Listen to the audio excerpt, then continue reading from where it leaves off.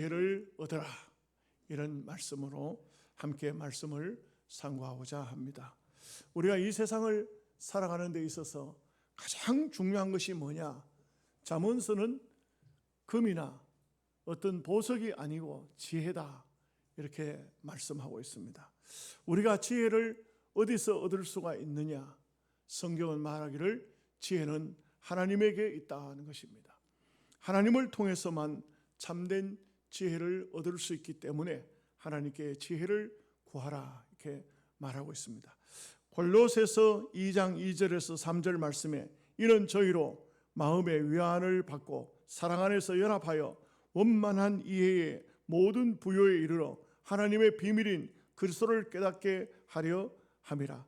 그 안에는 지혜와 지식의 모든 보화가 감추어져 있느니라. 우리가 이 땅에 사는 동안에 가장 중요한 게 뭐냐 하면은 그리스도의 비밀을, 하나님의 비밀을 알아야 되는데, 그 비밀은 하나님 속에 감춰져 있는 지혜와 지식이라고 말씀하고 있습니다. 그래서 우리가 하나님 말씀을 통해서 하나님의 비밀을 캐내는 것이 대단히 중요하다, 이것을 말씀하고 있습니다. 욥기서 12장 12절 말씀에 보면 늙은 자에게는 지혜가 있고 장수하는 자에게는 명철이 있느니라. 이것은 이 땅 위에 평범한 삶의 위치를, 삶의 의미를 말씀해 주고 있습니다. 그야말로 이 땅 위에 살아가는 사람들 중에 모든 삶의 경험을 가진 사람들이 바로 지혜자이기도 하고, 또 장수하는 자는 똑같은 말입니다. 장수하는 자에게 바로 이러한 명철이 있다. 지혜를 가졌으나 사용하는 것을 명철이라고 합니다. 그래서 우리가 지혜를 많이 얻었다 할지라도 사용할 줄 모르면 명철한 자는 아니다, 이런 말이 되는 것입니다. 시편 37편 30절 말씀에 의인의 입은 지혜를 말하고 그의 혀로는 공의를 말하느니라. 그 의인은 지혜를 말한다는 겁니다. 그래서 우리가 가까이 해야 할 사람이 어떤 사람인가? 의인이다, 이거죠. 의인은 바로 지혜를 말한다.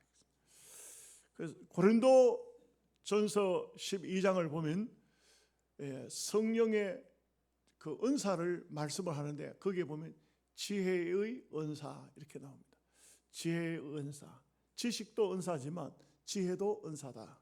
그래서 지혜의 은사를 얻어야 된다. 우리가 이 땅에 사는 동안에 삶을 아름답게, 참 규모 있게, 아주 복되게 살아가려고 하면 지혜가 있어야 됩니다. 지혜가 없으면 안 됩니다.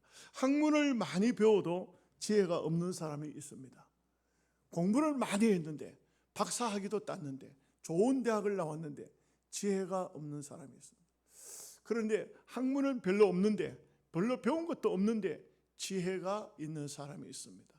그래서 이 세상을 살아가는 데는 많은 학문을 가지고 또 박사가 되고 굉장히 좋은 학교를 나오고 이런 것도 중요하지만, 그것을 가지고 있어도 아무것도 쓸 수 없는 그런 사람이 있는 반면에 그런 것을 배우지 않아도 지혜로운 사람이 있습니다. 그래서 성경을 보면 지혜 있는 자, 이런 사람들을 굉장히 중요하게 생각합니다. 제가 랍비에 대한 말씀을 여러분들에게 여러 번 했습니다. 그 랍비는 지금도 랍비라는 어떤 랍비를 만들어내는 어떤 학과가 없어요.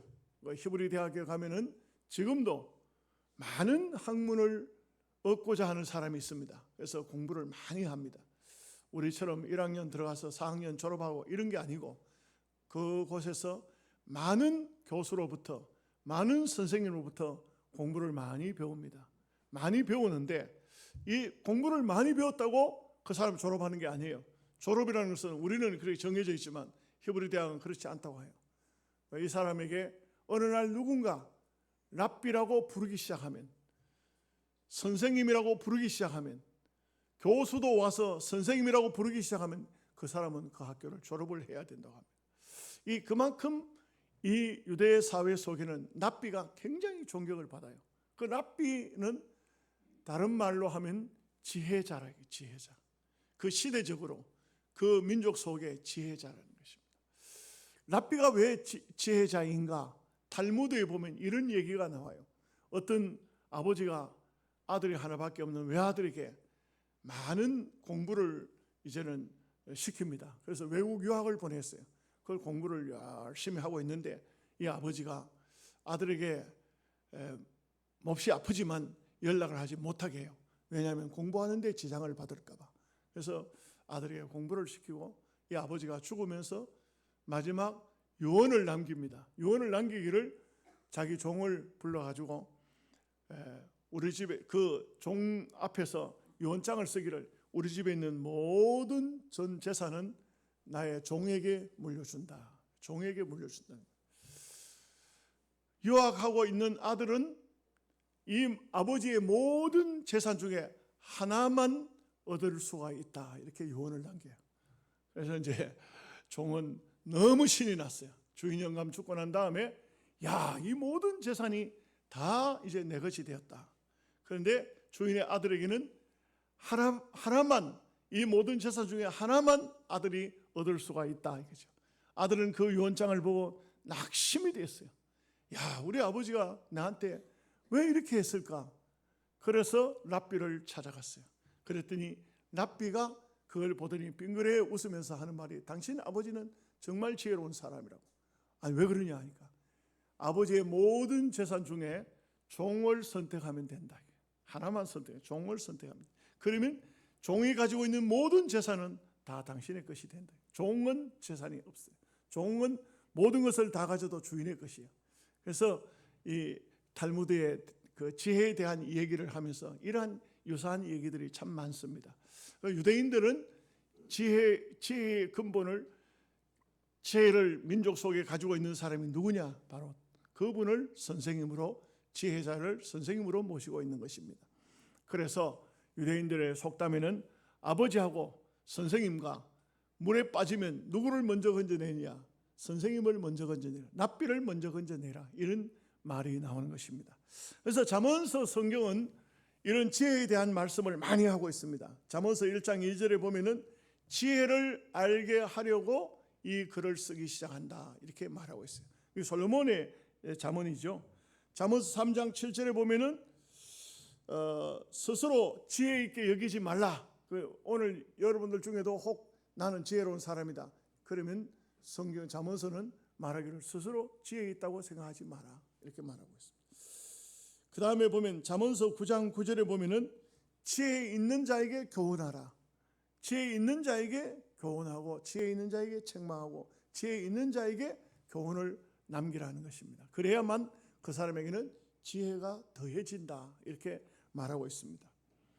잠언서 11장 12절 말씀에는 보면 겸손한 자에게 지혜가 온다. 겸손하지 않으면 지혜를 얻을 수가 없다는 것을 말하고 있어요. 잠언서 13장 20절에는 지혜로운 자와 총명한 자는 하나님 앞에 영광을 돌린다. 이렇게 말씀하고 있습니다. 우리가 디모데전서 3장 15절 말씀에 보면은 성경은 구원에 이르는 지혜가 있게 한다. 성경을 많이 읽어야 되는 이유가 뭐냐? 그것은 구원을 얻는 지혜를 가진다는 것입니다. 자, 오늘 지혜에 대한 말씀 몇 가지 생각해 봅니다. 첫째로 지혜가 무엇인가? 지혜는 우리 성도에게 있어서는 성경은 한마디로 딱 축소하면 구원의 지혜입니다. 우리가 예수를 믿는 것, 하나님을 믿는 것, 이것은 이 땅 위에서 부유하고 이 땅 위에 잘되고 이 땅 위에 성공하는 그런 삶이 아닙니다. 구원을 얻는 삶이 바로 지혜의 삶이라 하는 것입니다. 제가 하양에 있을 때 그 대구의 개방대학교를 다니는 청년이 하나 있었어요. 이분이 정신적으로 이상이 왔어요. 쉽게 말하면 정신 이상보다도 더 깊이 말하면 귀신에게 씌인 겁니다. 이 사람이 귀신이 그 심령을 사로잡았어요. 그러니까 이 사람이 자기 힘으로 살아갈 수가 없어요. 자기 힘으로 안 돼요. 그야말로 사는 삶이 너무 힘들고 어려웠어요. 저도 참 그 하양에서 그 청년이 귀신 들렸을 때 많이 기도해주고 귀신을 쫓아내고 이렇게 했지만 온전하게 정신을 붙잡지를 못했어요. 그런데 제가 영양으로 오고 난 다음에도 여러 번 전화가 왔었어요. 목사님, 자기가 이제 맑은 정신이 돌아오면 전화해요. 목사님, 나는 어떻게 살면 됩니까? 내 인생은 왜 이렇습니까? 하나님은 나에게 왜 이런 고통을 주실까요? 그는 그렇게 했어요. 그런데 그 청년이, 제가 얼마 전에 하양교동교회에 갔을 때 그 부부가, 청년 부부가 저를 만나러 왔어요. 제가 왔다는 얘기를 듣고 왔어요. 왔는데 신기한 것은 그 청년이 예수를 잘 믿는 여청년과 결혼을 했어요. 정말 기도를 많이 하는, 정말 보면은 말하자면은 아주 신앙으로 사는 여청년을 만났어요. 그러고 난 다음에 그 분과 결혼했어요. 아무 조건 없이 그 청년은 그 여자분과 결혼했어요. 그 여자분은 정말 기도를 많이 하고 신학을 가서 목사가 됐더라고요. 그래서 자기 부인이 목사라고 저한테 소개를 해요. 제가 참 축복을 해줬어요. 그래, 오 선생 잘 선택했다. 정말 잘 선택했다. 믿음의 사람을 얻으니까 맑은 정신으로 그의 삶을 살 수가 있게 된 것입니다. 이거 정말 중요합니다. 제가 이제 어제 그저께도 기도원에 늘 나가서 집회를 하면은 제게 와서 말씀을 잘 듣던 어떤 권사님 한 분이 계세요. 그 권사님의 아들이 정신적으로 이상해 왔어요. 그 정신적으로 이상해 왔는데 이 청년을 신학을 보내서, 통합책입니다만 신학을 보내서 신학을 공부를 다 했어요. 이제 목사 안수만 받으면 돼요. 목사 안수를 통합책에는 어떻게 하냐면 강도사 제도가 없어요. 통합책에는 시골 교회 가서 혹은 개척교회 가서 2년을 봉사하면은 목사 안수를 해줘요. 그런데 제게 질문을 해요. 질문하는데 제가 그랬어요. 권사님, 안수를 받는 것이 중요한 것이 아닙니다. 먼저 믿음의 삶을 사는 것이 중요하고 믿음의 사람을 선택해야 됩니다. 정말 중요한 것은 목사가 되고 난 다음에 어떻게 할 거예요? 근데 그 권사님이 내가 볼 때는 신앙이 정말 좀 이상해요. 신앙에 영적인 지혜가 없는 것 같아요. 그 권사님은 너무 신비주의적인 것을 좋아해요. 그래서 아들을 데리고 어떤 어디 경기도 어디에 유명한 목사가 있다는 거예요. 너무너무 유명한 목사가 있다는 거예요. 그 목사님을 찾아가면은 이 아들의 모든 문제가 해결된다는 거예요. 그래서 그 권사님의 아들을 데리고 그 목사님을 간 거예요. 갔더니 그 목사님이 누우라, 엎드리라. 그러더니 딱 기도하더니 권사님, 이 아들에게는 조상 귀신이 들어갔습니다. 조상 귀신. 여러분 이런 얘기도 여러분들도 꼭 들을 필요가 있어요. 조상 귀신이 들어갔습니다. 그래가지고는 그 목사님이 그 아들을 보고 야, 이 조상 귀신아, 네가 지금 대답해봐라. 왜 거기 들어갔냐? 막 이렇게 이제 막 묻고 답하고 이렇게 하더라 이게. 그래가지고는 그 권사님 하는 얘기가 목사님, 조상 귀신이 들어가서 그렇다는데 이걸 어떻게 하면 좋겠습니까? 여러분, 이 영적인 참 판단력이 바로 서지 않으면 오늘날 수많은 한국교회 수많은 사람들이 속습니다. 영적인 지혜가 정말 필요합니다. 제가 그 권사님한테 그런 얘기했어요. 권사님, 조상 귀신이 어디 있어요? 죽으면 천당 갔든지 지옥 갔든지 끝났습니다. 이 땅 외에는 있을 수가 없습니다. 그 영이 어떻게 막입니다. 권사님 정신 차리십시오. 그 대답하는 것도 막이고 그렇게 그 신유 영적인 세계를 이야기하는 것도 그 목사도 잘못된 겁니다. 이게 김기동 귀신론이에요. 권사님 정신 차리십시오. 권사님이 놀래가지고 목사님 그럼 어떻게 하면 좋습니까? 어떻게 하면 좋긴 좋아요. 믿음으로 살아야지. 하나님 앞에 매달려야 되지. 적극적으로 기도해야지. 성령을 받아야지. 그래야 악령이 떠나지. 우리가 믿음으로 산다는 것은 성령의 지혜를 받는다는 것은 얼마나 중요한지 몰라요. 사람들 중에 보면 자꾸 육신적으로 계산을 하는 사람이 있어요. 그런데 그것이 아니에요. 영적으로 우리가 우리 자신을 먼저 계산해 봐야 됩니다. 내가 과연 영적으로 하나님 앞에 바른 삶을 살고 있는가? 이게 정말 중요한 것이죠. 여러분, 우리가 이 땅에 사는데도 지혜가 정말 필요합니다. 왜 지혜가 필요하냐? 바로 바른 지혜가 없으면 바른 판단력을 내릴 수가 없어요. 바른 삶을 살 수가 없어요. 우리 노회도 제가 영양에 왔을 때 처음 왔을 때 그때 그런 얘기를 들었어요. 어떤 노회장 목사님 한 분하고 그 동급에 있는 목사님하고 어떤 여집사님이 딸이 귀신 들렸다고 목사님, 노회장 목사님에게 전화를 했어요. 노회장이라고 해서 귀신 쫓아내는 거 아니에요. 노회장이 명령한다고 귀신 나가는 게 아니에요. 그런데 그 목사님 두 분이 간 거예요. 가니까 안에 이 여청년이, 귀신 들린 청년이 앉아 있는 거야. 그 방 안에 들어간 거예요. 들어갔는데 그 여청년이 딱 앉아 있다가 말고 고개를 싹 돌리더니 요 이 새끼들 봐라 하더니 뭘 하나 딱 들고는 요놈의 새끼들 내 손에 잘 걸렸다. 오늘 너희들 다 죽을 줄 알아. 그걸 들고 막 때리려고 하는데 목사 둘이가 얼마나 놀랬던지 방 안에서 쫓아나와 신발도 못 신고 도망 나왔더니. 여러분, 귀신은 영적인 싸움이지 노회장이 됐다고 노회장이 쫓아내는 게 아니에요. 총회장이 됐다고 총회장이 쫓아내는 게 아니에요. 이것은 영적인 싸움이고 영적인 세계의 문제예요. 이 영적인 세계를 모르면은 그러면 하나님의 지혜가 있다고 말할 수가 없어요. 우리는요, 신앙생활에 있어서 정말 중요한 것은 영적인 지혜를 얻는 것이 정금을 얻는 것보다, 보화를 진주를 얻는 것보다도 더 중요한 문제다. 신앙적인 문제가 이것보다 더 중요한 문제가 어디 있어요? 그 안산에 계시는 고훈 목사님이 이런 얘기를 하시더라고요. 아들이 5살 먹은 아들이 있는데 아마 지난 옛날 이야기겠죠. 글을 쓰는 책에 그런 글이 나와요. 이 아들이 어디에 올라가가지고 춤추는 걸 굉장히 좋아한대. 음악을 틀어놓고. 아버지가 음악 없으면 지가 막 스스로 막 녹음기 틀어놓든지 뭐 전축을 틀든지 하고 막 춤을 춘다. 애가 참 특이한 애. 그런데 어떤 성도님 한 분이 도자기를 목사님에게 선물을 한 게 있어요. 그걸 이렇게 목사님이 책상 위에다 얹어놓고 상당히 그 도자기를 아주 귀한 것이라고 좋은 것이라고 보고 있는가 봐요. 그런데 그 아들이 심심하면 책상 위에 올라가서 춤을 추는 거예요. 그러니까 엄마가 하는 말이, 야, 너 그거 올라가 춤추다가 아빠가 아끼는 도자기 깬다. 그렇게 이제 야단을 하니까 이 아이가 이제 엄마 아버지가 있을 때는 잘 안 올라가는데 없을 때 그 또 이제 그 녹음기에 음악 틀어놓고 그거 춤추고 이러는 거 봐. 도자기를 퍽사 깨버리는 거예요. 안 깨지겠어요? 언젠가는 그 깨지지. 예? 내가 볼 때 그 아버지 어머니도 잘못됐어요. 애가 그런 데가 춤추고 하면 도자기를 다른 데 갖다 치워야 되지. 왜 그거 놔둡니까? 깨져버렸어요. 그래 엄마가 매를 해가지고 왔어요. 종아리 걷어. 왜 말 안 들어? 너 맞아야 되겠어.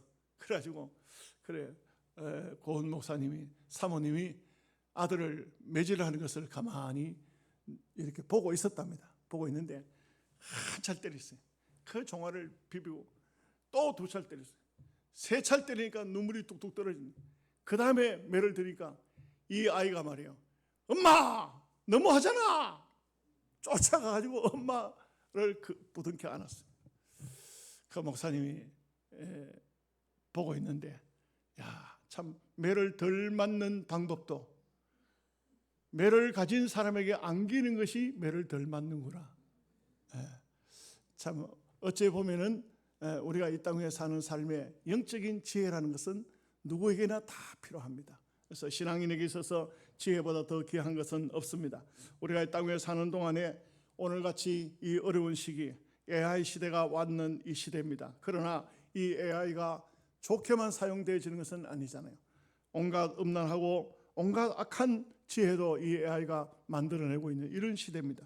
우리가 이런 때 하나님 말씀을 통해서 지혜를 얻고 영적으로 지혜로운 삶을 산다는 것은 대단히 중요한 삶이라고 할 수가 있습니다.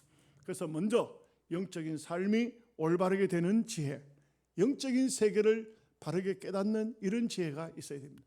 그 다음에 2번째는 생활의 지혜인 것입니다. 우리가 생활을 어떻게 사는 것이 중요할까요? 생활의 지혜는 우리가 하나님 앞에서 바른 삶을 사는 것이 중요합니다. 여러분 도덕경이라는 옛날 고서를 아시죠? 그 고서에 보면은 신은북미, 미언불신이라는 말이 있습니다. 이 말의 의미가 뭐냐면 진실된 말은 아름답지가 않고 또 아름다운 말은 진실이 없다, 이런 뜻이에요. 이게 무슨 말일까요? 이게 무슨 말이냐면 우리가 이 땅에 사는 삶 속에서 진실된 삶을 살 때는 사람들에게 때로는 인기가 없을 수도 있습니다. 그러나 거짓된 삶은 오히려 사람들에게 인기가 있을 수가 있습니다. 그러나 우리가 이 땅 위에 사는 삶을 어떻게 살아야 할 것인가? 그것은 두말할 필요 없이 진실된 삶을 살아야 됩니다. 여러분, 사람들 중에 보면은 아주 가슴을 뛰게 하는 아주 매혹적인 그런 말들은 대부분 가짜가 많습니다. 아주 대단한 것 같은데 그 말들은 거짓이 많습니다. 광고는 멋진데 내용은 별거 아닌 경우가 있습니다. 좀 죄송한 얘기지만 국회의원들의 말은 믿었다가는 큰 낭패를 당합니다. 아주 정치인들은 기묘한 말들을 많이 합니다. 그러나 우리가 진실된 삶을 살 때는 어떻게 보면은 그 말은 투박할 수가 있습니다. 그 말은 사람들의 인기가 아닐 수도 있습니다. 그렇지만 오늘 우리의 삶은 이 생활 속에서 하나님 보시기에 아름다운 믿음의 삶을 살아야 합니다. 여러분, 잠언서 30장에 가면 아굴의 기도가 나옵니다. 아굴의 기도 제가 한번 읽어볼게요. 7절에서 9절, 30장 7절 9절. 내가 두 가지 일을 주께 구하였사오니 내가 죽기 전에 내게 거절하지 마옵소서. 곧 헛된 것과 거짓말을 내게서 멀리 하옵시며 나를 가난하게도 마옵시고 부하게도 마옵시고 오직 필요한 양식으로 나를 먹이시옵소서. 혹 내가 배불러서 하나님을 모른다 여호와가 누구냐 할까 하오며 혹 내가 가난하여 도둑질하고 하나님의 이름을 욕되게 할까 두려워함이니이다. 여러분, 여기 아굴은 정말 아굴의 기도를 가만히 보면 보십시오. 첫째가 뭐냐? 내게 헛된 것과 거짓말을 멀리하게 해달라. 우리가 신앙인에게 있어서 신앙인은 정말 땅 위에 사는 동안 정직하고 진실된 삶을 사는 것이 매우 중요합니다. 신앙인이라고 하면서 그러면서 그 삶이 너무나도 헛되고 거짓된 그런 삶을 살아서는 안 됩니다. 그 다음에 생활을 구했는데 뭐라고 하냐면 나로 부하게도 마시고 가난하게도 마옵소서. 내가 부해서 배가 불러서 하나님이 어디 있냐 해도 안 될 것이고 너무 가난해서 남의 것을 도적질을 해서 하나님의 영광을 가려도 안 되겠다는 것입니다. 어찌 보면은 우리가 이 땅 위에 사는 삶에 있어서 너무 영광을 취하는 것도 너무 부를 취하고자 하는 것도 이것도 하나님의 뜻은 아닐 것입니다. 참된 신앙, 참된 믿음 이것을 아굴은 구하고 있는 것입니다. 아굴처럼 이런 믿음의 삶을 산다는 것은 매우 중요합니다. 우리가 가끔 진실을 말하고 정직을 말하면서도 우리는 내 입으로 정직을 말하면서도 정직지 못할 때가 많고 진실을 말하면서도 진실지 못할 때도 많은 것이 우리 인간이 아닐까 그런 생각을 합니다. 미국의 찰스 스윈돌이라는 목사님이 계시는데 그 목사님은 굉장히 그 정직을 많이 강조했던 것 같습니다. 그런데 어느 날 신호등 앞에 딱 섰는데 사람이 움직이길래 신호등은 보지 않고 사람을 보고 움직인 거예요. 그래서 빨간불에 그냥 건너간 거예요. 건너갔는데 아이고 이게 웬일입니까? 자기 교회 말 제일 잘하는 청년 하나가 있는데 딱 노래 보고 있는 겁니다. 딱 걸린 거예요. 주일날 됐는데 그 청년이 전화가 온 거예요. 목사님 도서실로 좀 오시기 바랍니다. 청년들이 많이 모여있는 장소로 목사님 오라가는 거예요. 지금 목사님 가만 생각해 가면은 또 이 청년한테 한바탕 좀 혼이 나기 생겼어요. 당하기 생겼어요. 그래서 청년들이 모여있는 장소에 찰스 스윈돌 목사님이 나타나는데 목에다가 뭘 하나 이렇게 걸고 나타났어요. 뭘 하나 걸고 보니까 청년들이 보니까 나는 죄인입니다 하고 이렇게 써붙여가지고 청년들이 보고는 다 막 배꼽 잡고 웃었습니다. 그 다음에 딱 돌아섰는데 뒤에도 등판에도 하나가 있었습니다. 너희 중에 죄 없는 자가 돌로 쳐라 이렇게. 어쩌면은 우리 인간의 삶이라는 것은 참 저도 그렇습니다. 저도 여러분들에게 설교하는 저도 자녀들을 앉혀놓고 교훈하는 저도 정직지 못할 때가 많고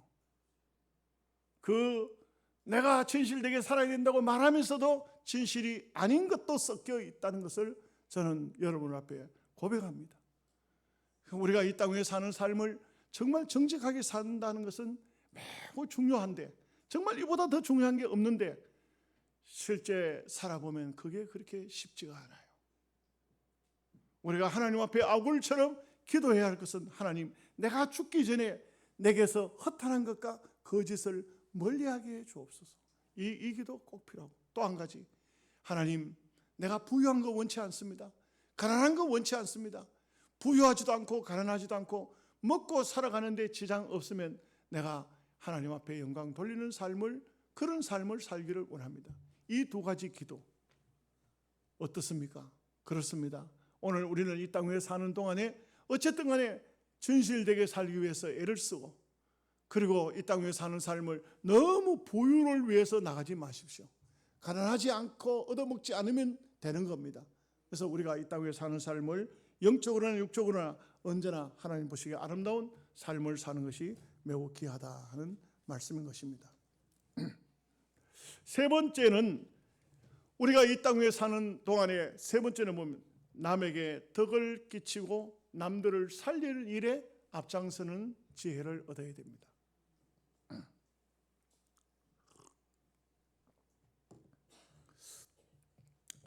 이 세상 역사는 들여다보면, 실제로 보면 전부가 보면 싸움이고 전쟁이고 죽이고 죽는 그런 것을 볼 수가 있습니다.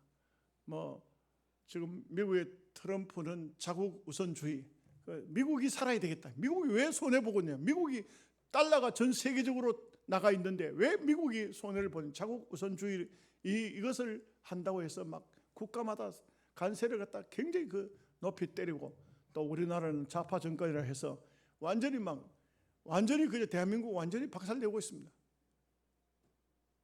어제 그저께는 포항제철이 있는 포항시장이 그 성명서를 내놨어요. 포항제철이 철강 사업이 무너지면 대한민국 무너진다. 이게 엄청난 어려운, 어찌 보면은 지금 이 시대가 경제적으로 최고의 전쟁이 벌어진 시대입니다. 경제 전쟁. 여기서 이 전쟁에서 이기지 못하면 대한민국은 주저앉을 수밖에 없는 그런 위급한 위기의 시대가 온 것입니다. 이럴 때 정말 이 민족을 살릴 수 있는, 이 시대를 살릴 수 있는 그런 지혜자가 필요하죠. 대한민국에 정치하는 분들 중에도 이런 지혜를 가진 사람이 누굴까요? 경제계에도 이 민족을 살릴 수 있는 지혜자가 누굴까요? 지금은 죽이고 죽는 시대입니다. 마지막 종말의 시기입니다. 우리 부목사님 새벽기도 시간에 계시록을 하거든요. 새벽기도 안 나오는 분은 별로 안 들어보니까 잘 모르죠. 이게 완전히 계시록 8장 9장 가면요, 전쟁, 이 세상 마지막에 엄청난 전쟁이 벌어지는데 한 번 폭탄이 한 번 이게 재앙이 벌어지면 지구 인간의 3분의 1, 4분의 1씩 막 죽는다 이게. 요한 계시록을 쓸 때 오늘 같은 핵폭탄이 있었습니까? 기원 40년, 주 40년에서 70년 사이에 무기가 무엇이 있을까요? 칼밖에 더 있었겠어요? 창밖에 더 있었겠어요? 많이 있어봐야 활밖에 더 있었겠어요? 총이 있었겠어요? 수류탄이 있었겠어요? 그런데 그때 벌써 지구 인생 3분의 1이 죽는, 수목 3분의 1이 불타버리는, 바다 생물이 3분의 1이 죽는 이런 재앙들이 벌어지는 것을 요한이 예언을 했잖아요. 요한 계시록이 나오는 거 아닙니까? 그런 시대가 오늘 우리 시대에 왔다는 거예요. 이 시대가, 그런 시대가 왔다는 것입니다. 성경이 얼마나 오래전에 벌써 이 시대를 내다보고 있습니까? 오늘 우리가 사는 시대는 어쩌면은요, 자칫 잘못하면 다 죽이는 시대입니다. 죽이는 시대입니다. 오늘 우리가 어떤 지혜를 받아야 되냐? 이런 죽이고 죽이는 이런 시대에 살리고 살리는 지혜를 얻어야 된다. 기독 교계 안에도 살리는 지혜를 가진 사람이 나와야 돼요. 살리는 지혜를 가진 총회장이 나와야 돼요. 경제계에도 경제를 살리는 그런 지혜자가 나와야 돼요. 정치계에도 그런 이 민족을 살리는 지혜자가 나와야 된다. 오늘 우리에게 꼭 필요한 것은 정말 지혜자입니다. 보면은 정치인들의 그 공약들을 보면은 다 헛공약입니다. 그 쓸데없는 얘기입니다. 말도 안 되는 얘기입니다. 그런 것이 아니라 정말 이 민족을 살리는 그런 지혜자가, 민족 속에 나타나야 되는데, 여러분들 자녀들 중에, 여러분들 중에 젊은 분들은 내가 이 민족을 살리는 역할을 할 수 있는 무언가를 하나님 앞에 계시를 받아야 할 것입니다. 자녀들을 위해서 그렇게 기도하십시오. 무엇보다 중요한 것은 사람을 살리는, 민족을 살리는, 시대를 살리는, 교회를 살리는, 하나님 나라를 살리는 그런 지혜를 달라고 기도하는 여러분 되시기를 주님의 이름으로 축복합니다. 아멘. 기도하겠습니다.